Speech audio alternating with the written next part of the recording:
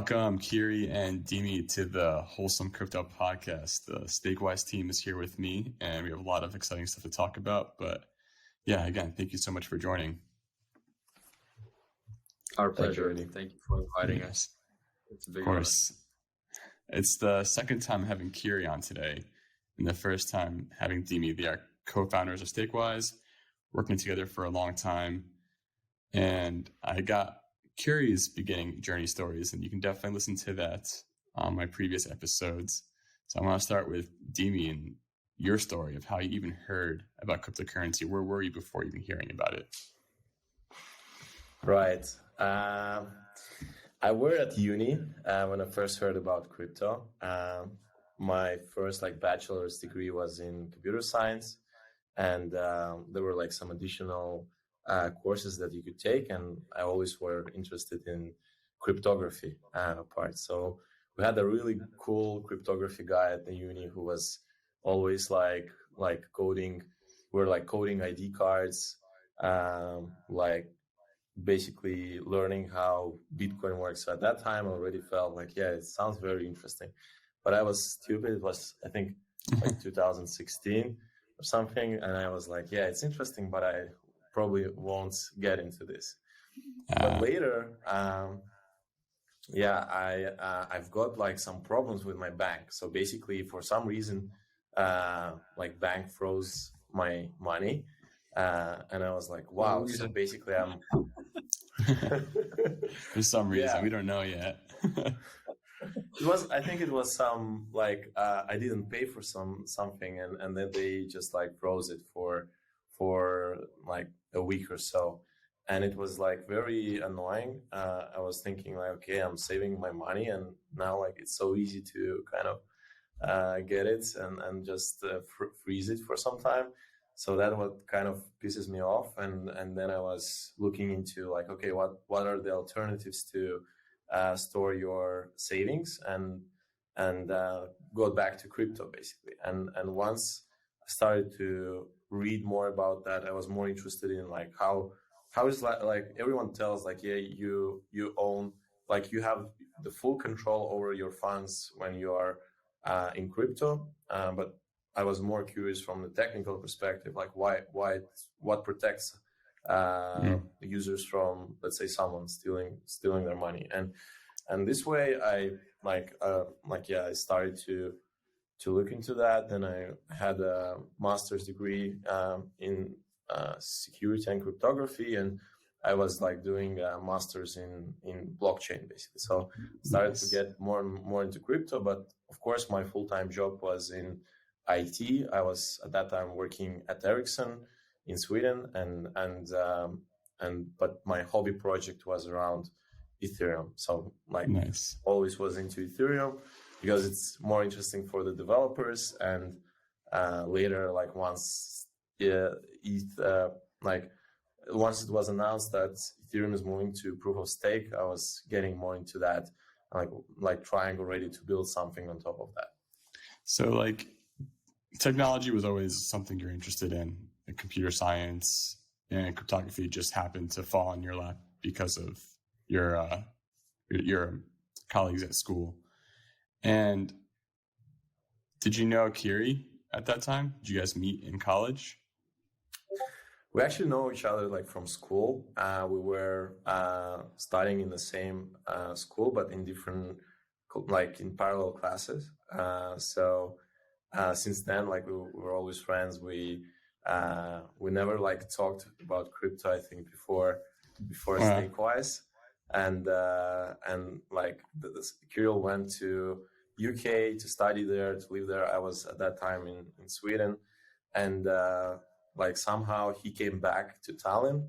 Maybe he can tell more about that. And then I moved to Tallinn as well, and then we started to work together on StakeWise.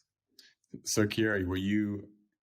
Were you guys close together, just chatting every day? Were you in group messages or friend groups together? Or you kind of just separated after college, and then all of a sudden you came back together when you how did you guys reunite like that? Yeah, it's an interesting story. So a little bit of, let's say, backstory is that we were studying at the same high school since like the first grade, and then Dimi transferred to another school where he was studying with one of my best friends as well. And so even though he transferred, we were acquainted, but once he started hanging out with the clique there at the high school, we kind of started chatting as well and became friends. And so, yeah, I think it was always a kind of like on and off in terms of how often we like met up and communicated. And obviously we went our separate ways. Dima to Sweden and I went to England, but then we reconnected because of that mutual friend who suggested we should work on crypto specifically together. And yeah, interestingly enough, this person is now with us also at StakeWise. So this is a group of friends like, all right, we love crypto. We're all pretty smart people who know how to use the computer, like in cryptography. It's a good match. And it's funny how like you all had a small interest in it, but were any of you like having entrepreneurial fire inside of you that out of school, I just want to start a business. This is what I want to do. Or was it like kind of just something you had to do as you figured it out?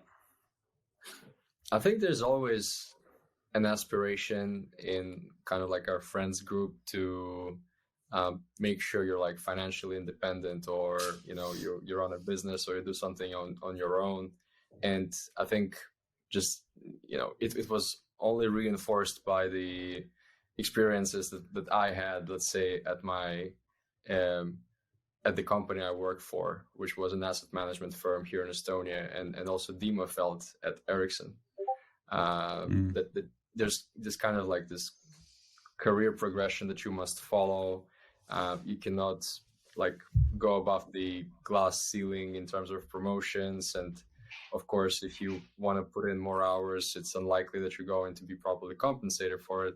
So it just typically calls for some sort of hobby projects and like some side hustles that you start doing. And yeah, I think crypto at that time and even today is essentially a very rewarding field, both intellectually and like how much you can achieve like simply being present in the space and being involved in the building of new tech. So with a bright mind like Dima, basically from the tech perspective, it just opened a lot of doors, I think. And I try to always sort of amplify that with whatever commercial acumen I had. I mean, you fake it till you make it type of thing, but it's always like every entrepreneur you speak to, it's like, how'd you learn? Well, I learned along the way. There is no other way. Like you can go to school, you can have friends teach you and help you out, sure, but there's really one way to learn. It's you get your hands dirty and figure it out. Yeah, but then again, also, like as much as I guess starting this up takes entrepreneurship, it's also a lot about like how passionate people in crypto are about essentially new projects, getting involved in some sort of community and trying out new things and like seeking out these services themselves. I would say that it may have started off as something of like a business idea or like a business fire, but then it pretty quickly grew into just an understanding that we're like a much broader organization than the team that develops StakeWise. It's actually like the DAO that's got thousands of members and people's contributions that sort of play into StakeWise, that plays a more significant role just like from one day to another. So it's actually pretty cool to be sort of at the epicenter of this and know like where we started from and where we're at today in that regard. Exactly. And was Well, I guess, was staking the first thing you wanted to work on, or did you have other crypto ideas that you were planning on first? Yeah, I guess. I can tell more like about that. So like basically initially I was like doing some other projects, like trying to build something cool. Like for example, there was like some sort of like crypto lottery was the first thing. There was like also like a project called Pull Together, but in a bit different way. What was built. But then like once proof of stake was announced, I really wanted to become like a validator myself. And at that time, you had to have like 1,000 Ether to become a validator.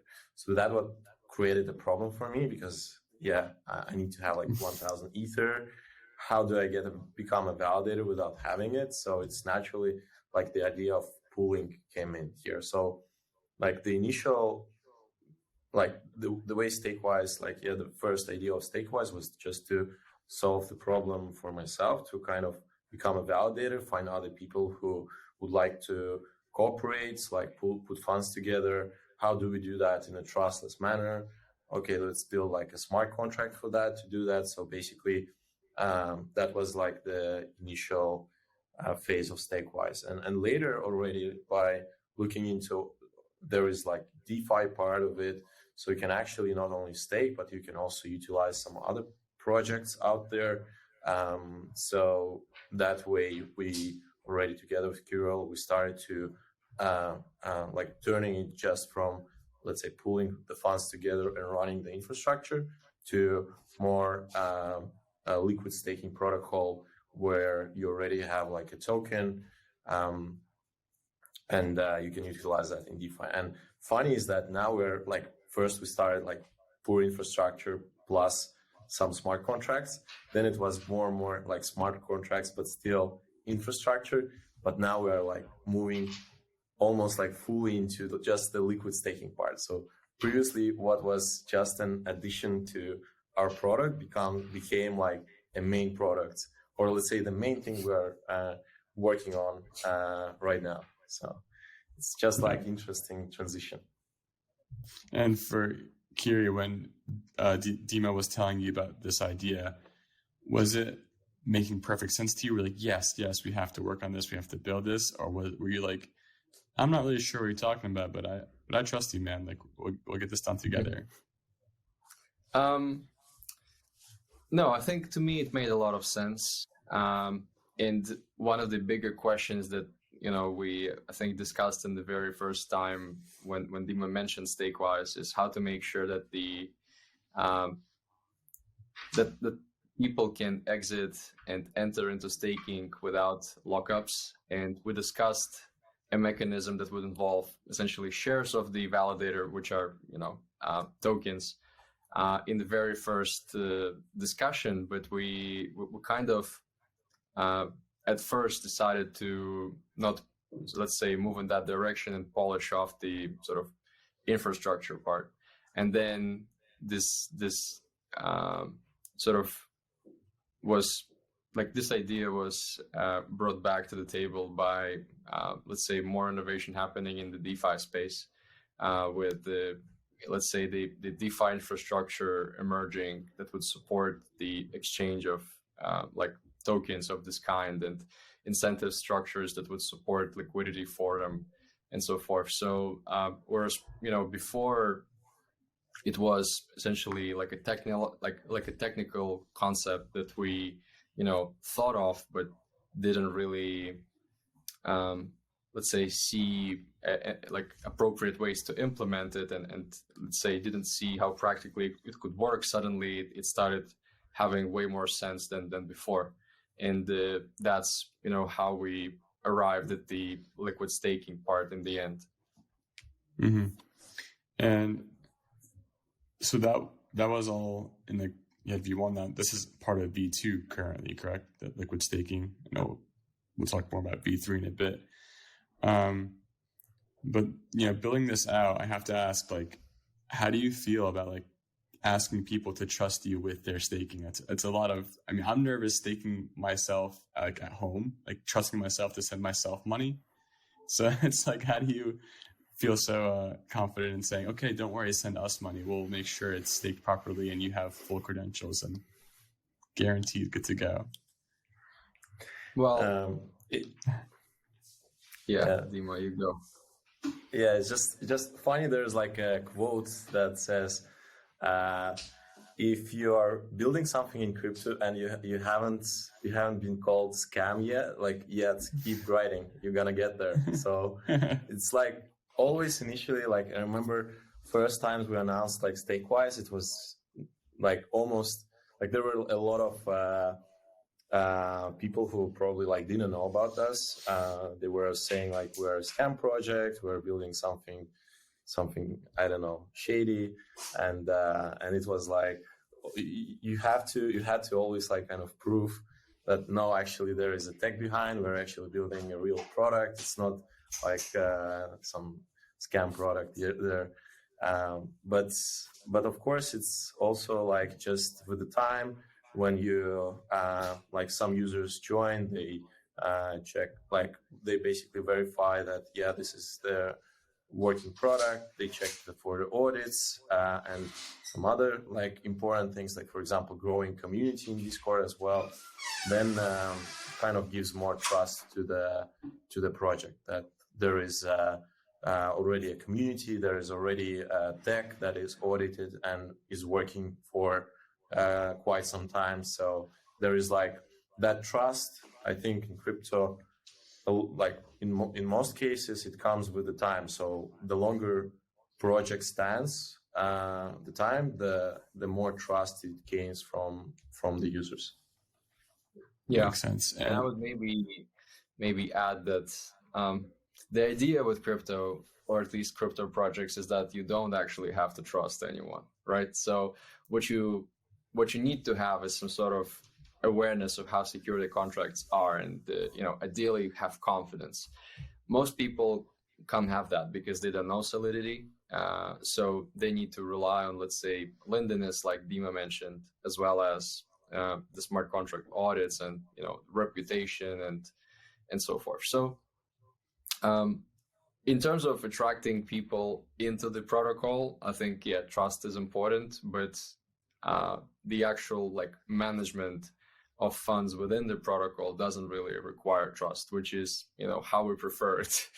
Because like you mentioned, if there were a component that depended directly on us, like some sort of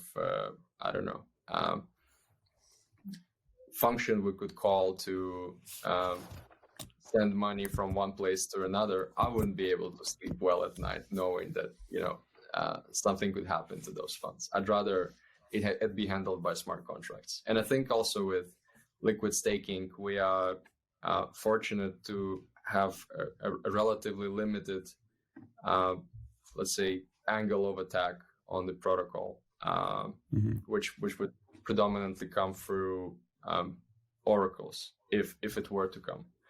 Like there's no money that's stored in a contract that could be exploited using a flash loan or something like this.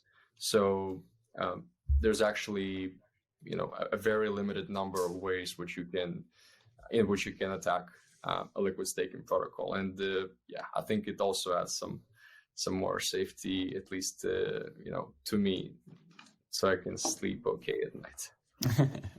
Well, that's the thing. You're right, because that's the beautiful thing of crypto and decentralization and smart contracts. You can do it yourself. You can audit it yourself. If you don't know how to audit, you hopefully have a person that online or a team that you can trust that does the audit and can reply back saying, this is a trustworthy contract. And instance of that, which is a perfect thing, is like when Adema found the rocket pool bug in their smart contract, and like they're a competitor, but hey, like what's that?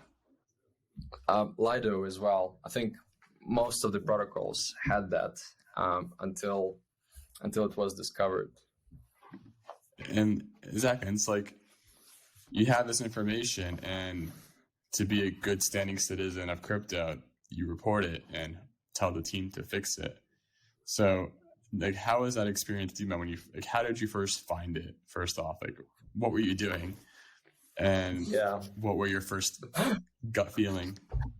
Screwing around Yeah, finding out. it was like, actually, yeah, I think it was more by accident, because like at that time we were moving. So like the first version of StakeWise was just us being a node operator and people staking. We're running the infra, like they are staking to the contract, they get a token, but all the infrastructure part is handled by us.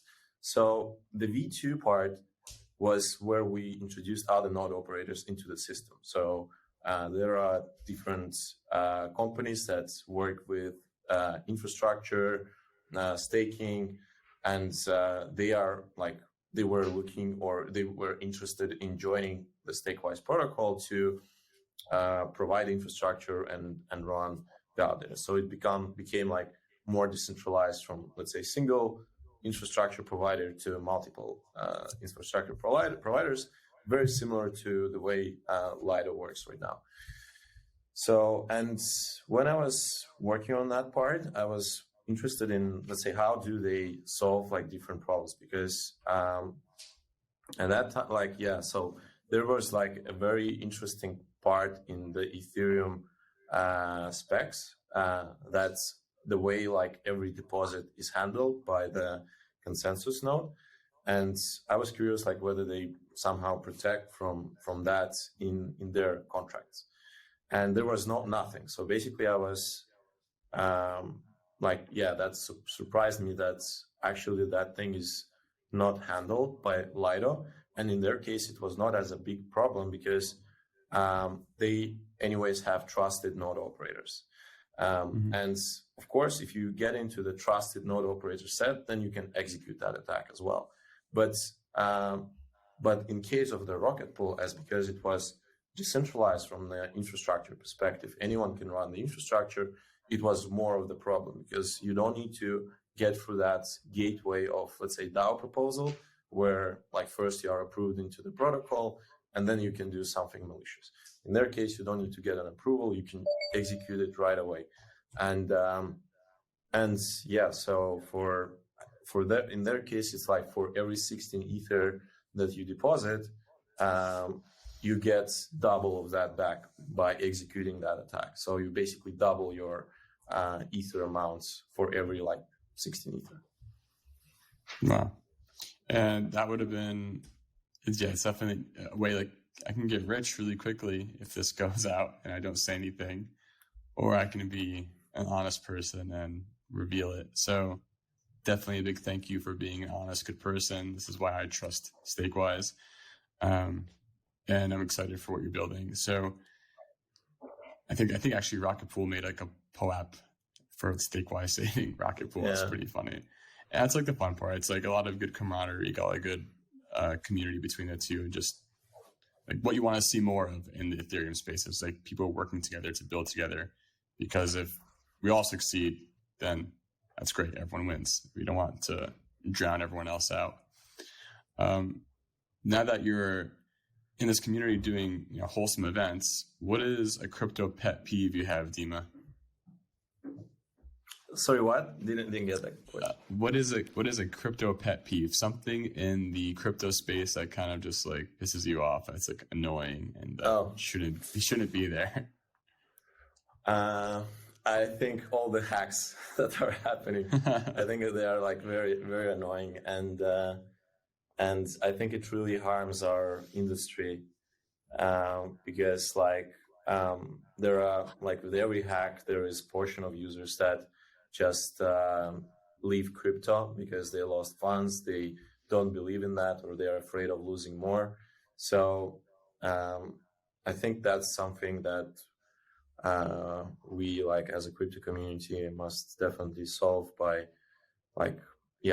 different means, either constraining the security part for all the protocols that go out, or building tools that provide better like testing and make sure that the contracts are written well, and also like whenever there is any protocol has a problem, it should be like collaborative approach here to help to do as much as we can to kind of keep it live and not make it lose funds. Yeah.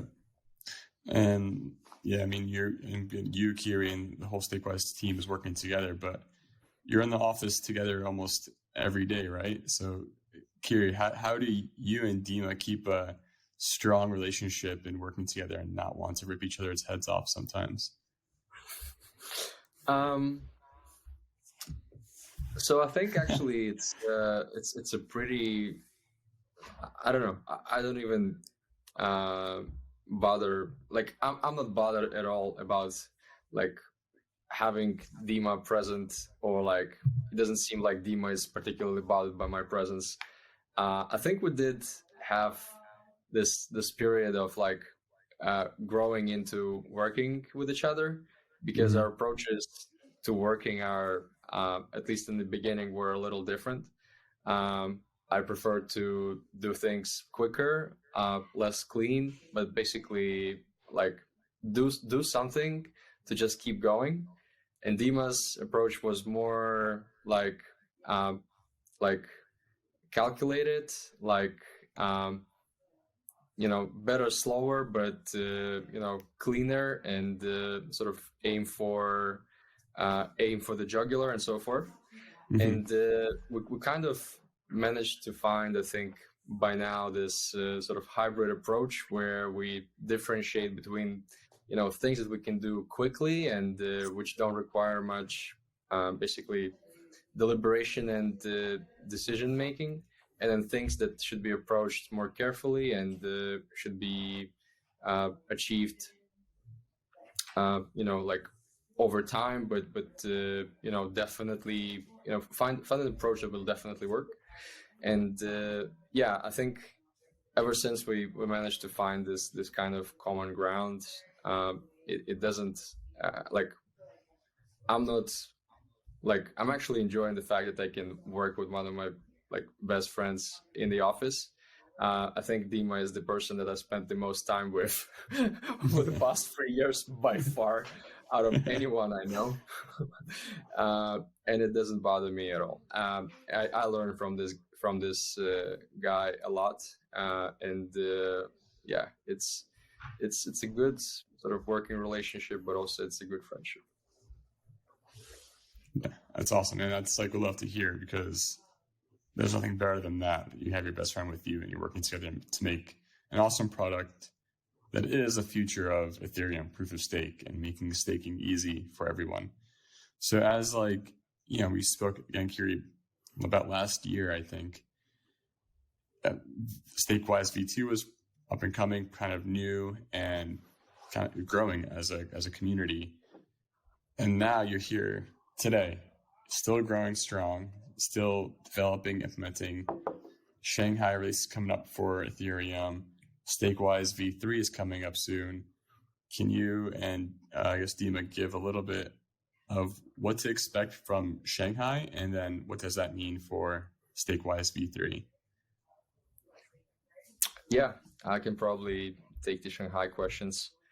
So first of all, Shanghai is a massive event for Ethereum that everyone was waiting for ever since we launched the beacon chain. So whereas it was previously expected to land in like a year or a year and a half, we're now 2 years and 4 months out even 5 months out from that initial launch, and we still are not we haven't seen Shanghai yet, but it's within close reach. And so, it's the moment when people can finally withdraw funds from validators and do partial withdrawals, which means that rewards become more or less liquid every week. And so, two things from that. Obviously, people will finally have the ability to, unstake from their nodes and do whatever they want with their ETH. And, there are various consequences of that. And second, there's a big impact on the liquid staking market in terms of how it impacts the liquid staking tokens. Many of them have been trading at discounts for some period of time, just for the past 2 years, Recently, they're mostly at peg with the expectation that Shanghai is around the corner. But yeah, I think the first consequence of Shanghai is that we're going to see stronger pegs, but not necessarily perfect pegs during periods of market volatility. There's still going to be reliance on liquidity in the market, specifically for such periods. And yeah, we might not see, let's say, perfect pegs all the time. Nevertheless, I think everyone will be trading much closer to par. Second impact is that there's going to be restaking just natively. So rewards flowing from validators will be used to spin up more validators for respective protocols. And so people who previously thought that their token, the single token, is compounding rewards, it additionally didn't compound anything. Now it will. So I think the APRs are going to be ever so slightly higher going forward. And yeah, in terms of market structure, it's still up to debate. I mean, I have my personal opinion about how it's going to shape up. It just seems like with different new market players coming to the liquid staking industry, we will have lots of competition for, let's say, this new wave of staking. But at the same time, the sort of juggernauts like Coinbase and Lido are, in my opinion, kind of unlikely to lose their dominance. At the same time, I think it's now sort of everyone's consensus that we need to have more decentralization in Ethereum, especially with the regulatory stuff that's coming out of the US. It feels like the fewer eggs you keep in one basket, the better. And so it's good to have protocols like Rocket Pool, StakeWise, Be Free, Diva, Stater, etc., all focusing on how to bring more people who stay from home into the staking game. At the same time, there's always a question, well, sure, technology is there. How are you going to achieve adoption of it?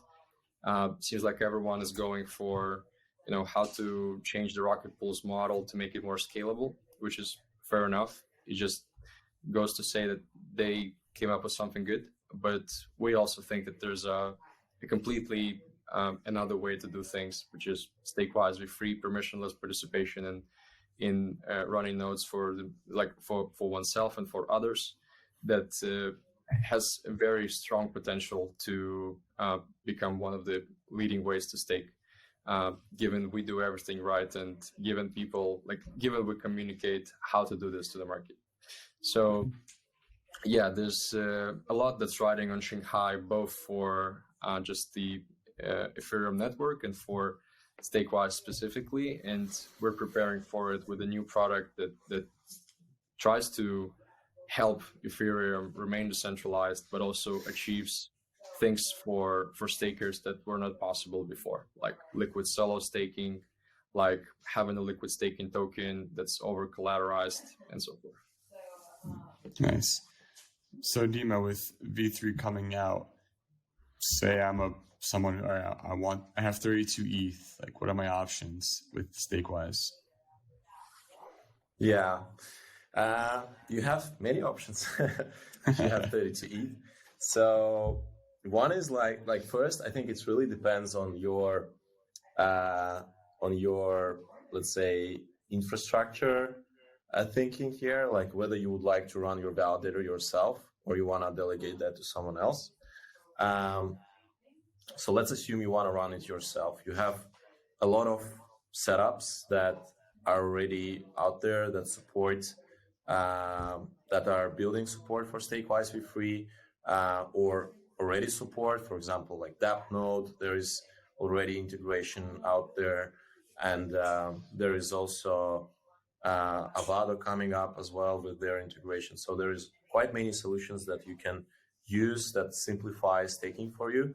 That you can just run a node at home, and then deposit 32 Ether and make it liquid as well. That's something that was not possible before StakeWise Be Free, where you're actually controlling the Ether. You're running the node, you staking Ether to your own nodes, and at the same time, it's you get like a liquid token back that you can utilize in DeFi. So that's something that is unique to E3. But of course, if you don't want to run your infrastructure yourself,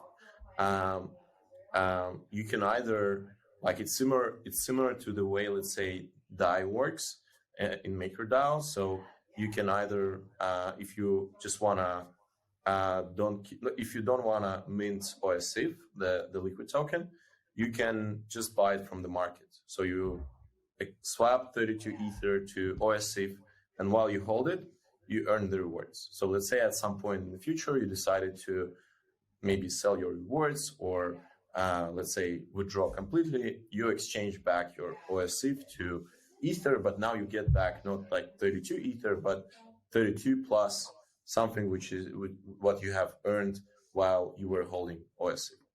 So that's one option. And another option for you would be to choose the vaults that you would like to stake to.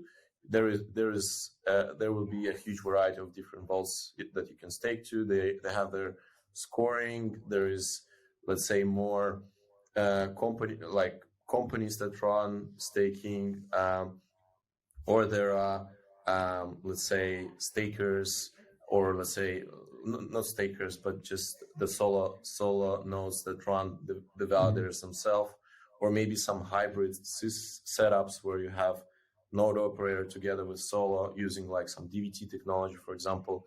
So you can then stake your 32 Ether across multiple different vaults, let's say, to distribute the risk, and then you mint OSIF on top. So that's like third way, the way you can get into staking with 32 Ether. Yeah. And of course, if someone has less than 32, they can participate in the pool staking. Yeah, exactly. They can either join like the vaults, or they can just buy OSIF and stake it this way. Or if they collaborate with some other solo stakers, let's say, they can make a group out of, let's say, a certain amount of people, run the nodes using DVT technology, because then you kind of don't risk putting, let's say, someone themselves running the infrastructure, and then you can also like mint token on top of it. And that's for liquid and liquid staking tokens. And then to participate in your DAO, that's where this SWISE token comes in.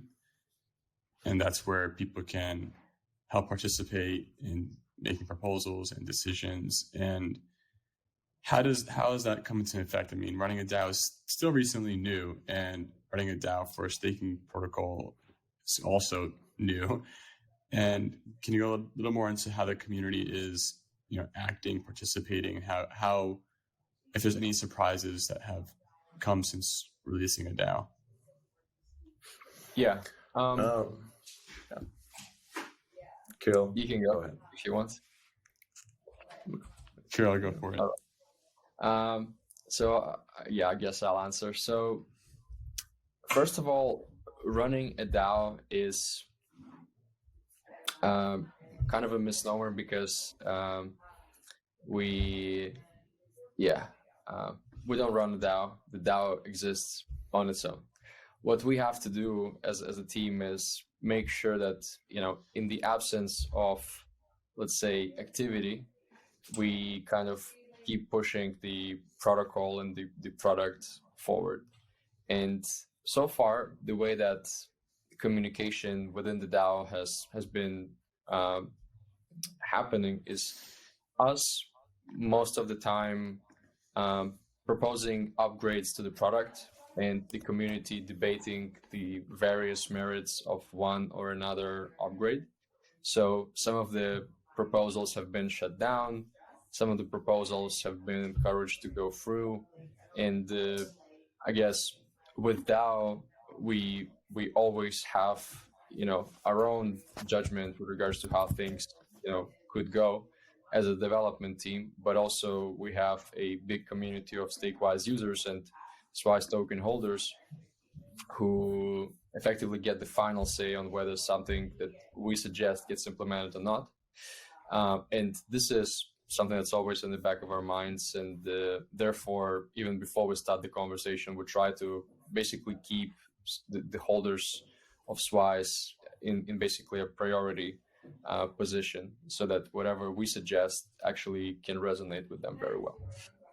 And then in the absence, let's say, of things that come from us, we see that the DAO members occasionally make proposals on how we should manage the treasury.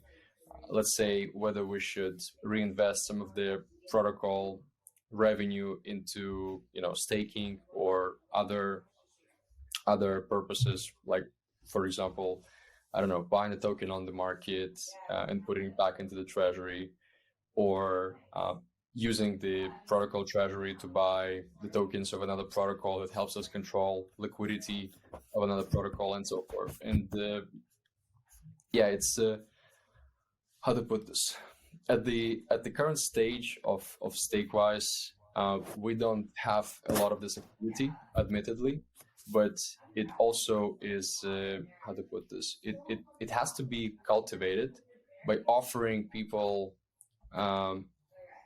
just like communicating to people that they actually have a say in this, which is, the moment when they start getting involved. There's also a need to have a mission, which kind of has that can resonate with a wider audience. And let's put it this way: in traditional financial industry, the mission is always essentially make money, right? So with like shares in companies, etc., all the economic activity is driven by the pursuit of profit.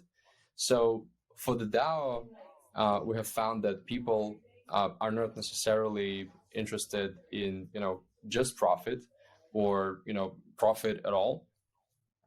Most of the people who have an interest in participating care about, first of all, the community itself. So essentially, how to make sure that we not only stick together but also grow. Second, about whether we advance the mission of Ethereum, like the broader mission of, let's say, decentralization, permissionlessness, etc., further, and then what we start from. And this is actually a big driver for, let's say, many new persons joining the DAO today, just based on what StakeWise E3 can achieve for the broader ecosystem. And then, of course, the third is always sure, there's governance, sure, there's contributions to the broader network, but what about, let's say, me? What about the economic incentive? It's always kind of it's somewhere there lurking in the corner, how do I stake SWICE and et cetera, et cetera. We don't have answers to these questions, but the community kind of can see how we're thinking about these things and respond to that. And one of the recent conversations we had is about the proposal to use SWICE within StakeWise V3 as an insurance asset, essentially make the whole system more robust with the help of SWICE in return for a share of the protocol fees. This is, I guess, the bigger conversation, one of the biggest conversations that are happening in the StakeWise DAO today. What do we do with SWICE and whether it becomes this insurance asset? So yeah, a lot of, let's say, communication, coordination, and processes that come with the DAO structure. But ultimately, we feel like we are here as essentially also participants in the DAO, rather than its leaders or someone like that. We obviously, as a development team, have a responsibility to keep pushing forward, the product, keep pushing the protocol forward. But it's more it's not like a fiduciary duty, if you want to put it this way. It's more the responsibility for just the product itself. It's our baby, essentially. So that's why we keep going with it. Yeah, and having all this responsibility is tough. I mean, it's not easy. It's definitely exciting. And, being together, I'm sure it's good motivation for each other, helping each other out, just talking through decisions and ideas. But outside of like StakeWise, outside of crypto, what do you guys do? Like Dima, like what do you do outside of crypto if you're not head deep in it 24/7, which you can easily be? It's not that hard to always be stuck on Twitter or something, or Discord or coding. What do you do outside of it? Yeah. Well, it's actually not so many things, because like the recent months building like V3 is just that when you don't code, you just think about, just like constantly think of like, how do you do this part? How do you implement this part? How exactly we should do here? It's like always your head is like busy with thinking of different ways of solving all the problems that the protocol has. Yeah. Do you feel like you have to sometimes do that though, like go for a walk just so you can think? Yeah, it's like you walk, you basically go shower, I don't know, go to the gym or whatever you do, you're just like your body is doing, but your head is like busy with thinking of like how to solve some part of the protocol.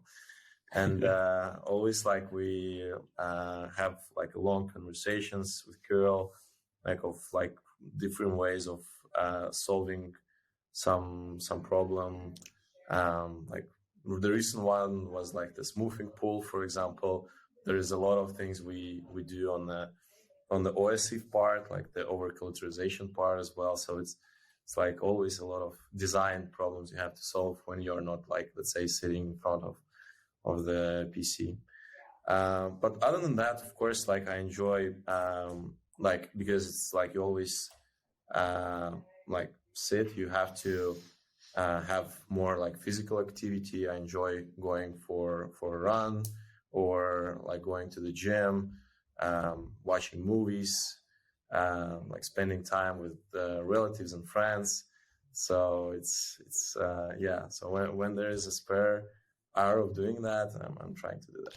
Do your friends and family think you're crazy for being in crypto, or do they completely understand and support it? Yeah, it's like I feel like they start calling me like less and less like often, because like usually when they call me during the day, I'm like, I can't talk, I need to like do something here, I'll call back. And then I'm calling back like at 11 or 12 like evening, and it's yeah. So I think they probably still, like my parents, I think they don't still understand what I'm doing actually for a living, and it's really hard to explain them, especially like they stop understanding on the part where like Ethereum is a cryptocurrency. After everything you say after that, it's like they don't get it. But yeah, I think like a lot of friends are already just friends, and like family, they're just used to that because yeah, they're just fine, I guess. I hope I won't lose friends by building StakeWise. So. No, I hope not too. I know I had a similar conversation with Kirill before, explaining to friends and family, mostly family, like doing the startup journey and getting your hands into crypto. I'm like, no, I'll be self-sustaining running this business in a very volatile market that you hear on the news that's losing money every day and are gaining money. It's just like, trust me, I know. It's not just that. It's bigger. I know what I'm doing. It's going to be fine. Just let me try. But it's good. I mean, overall, it sounds like you both have good support. No one's holding you back, at least. Yeah, definitely not. Although I must say that sharing with new people that you work in crypto, whenever you meet them that are outside of the crypto bubble, is still difficult. Not only because it's difficult to explain what you do, but also because of the bad rep that our industry is getting recently. Yeah, it is tough because like now I'm getting phone calls and texts like, oh, what do you think about crypto now? It's happening now. I'm like, it's the same. Nothing changed. It's the centralized entities that are messing everything up. It's the whole point of crypto, to be decentralized from these entities. But that goes back to the conversation piece where like it's hard to explain that, and it doesn't necessarily click until either one, like you're affected by something like that, like bank account frozen or if you're traveling internationally and you're trying to like change money, it's difficult. Or if you just want to pay someone in a different country without having to wire them and pay fees for that, it's just like, if you're out of your own like economy's bubble, you can realize the power of the decentralized global economy with crypto. Certainly. Yeah. And I think it's only going to grow in importance, just judging by how more dependent we become on like larger organizations to receive a certain service, and how, let's say, a denial of the service impacts your life. And how because they can wield more power, they can cut off this access at any point in time without major repercussions. So yeah, having decentralized alternatives is well, maybe not even alternatives as for the sake of an alternative, but rather just decentralized options is definitely needed. Exactly. And being in this industry for so long and like filling out communities, going to ETH Denver must have been a fun time. Like just being around the crypto scene. Like, Dima, what is a wholesome crypto moment that you've had as something that's like being in it made you feel good and be proud of the industry? Shanghai, I guess. Who made it to Shanghai? I think like in general, I can tell from let's say technical perspective, the things that are used in crypto, like the smart contracts part, let's say the zero knowledge proofs, all the cryptography, it's so unique to the whole like development, like engineering part of it.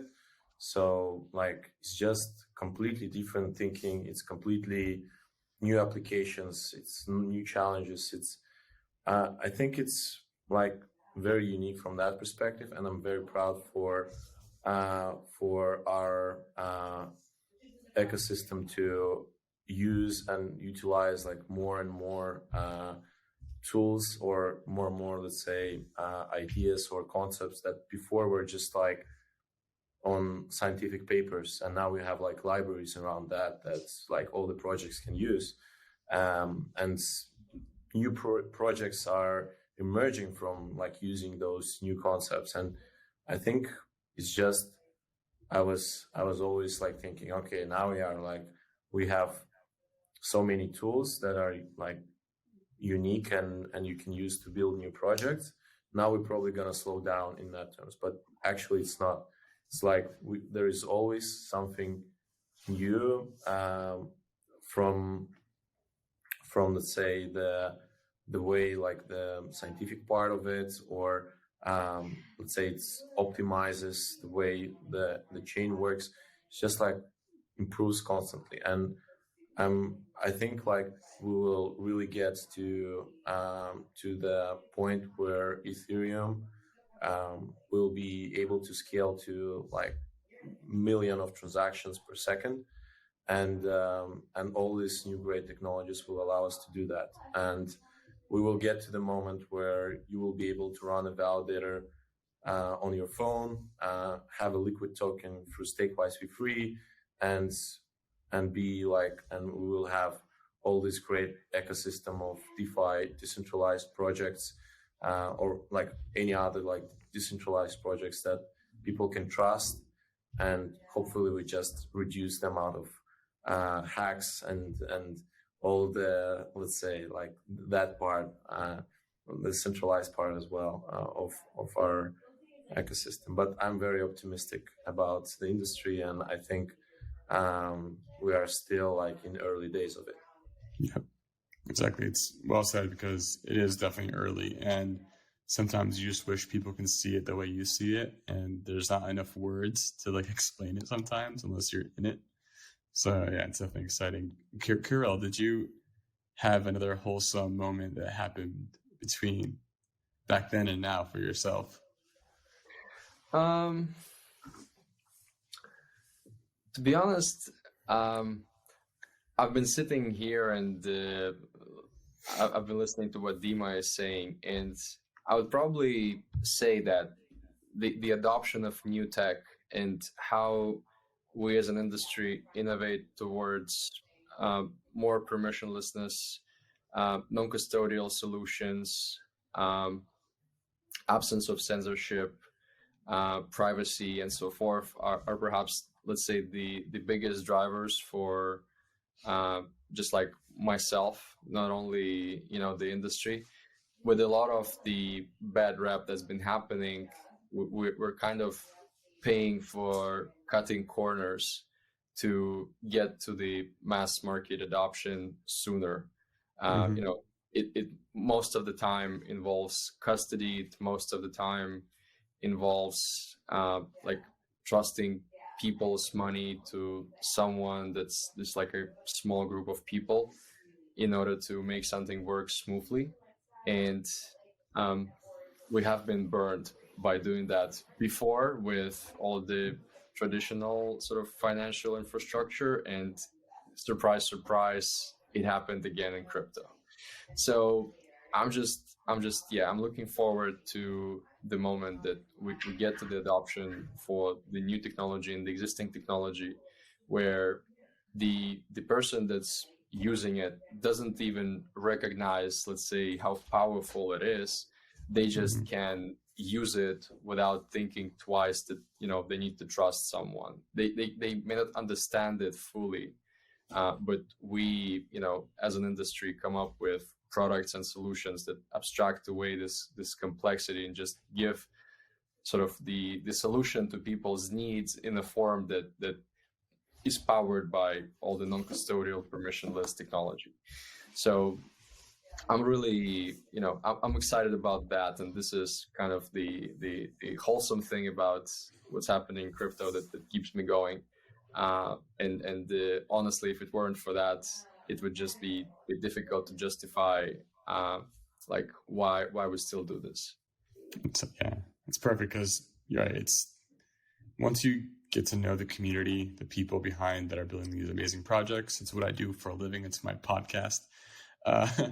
It's an amazing community, and like the people behind it are what I'm excited about, and they're going to continue building. People like you and people like just everyone in Ethereum, but there's also other protocols that are trying their best to just make it right with whatever they can.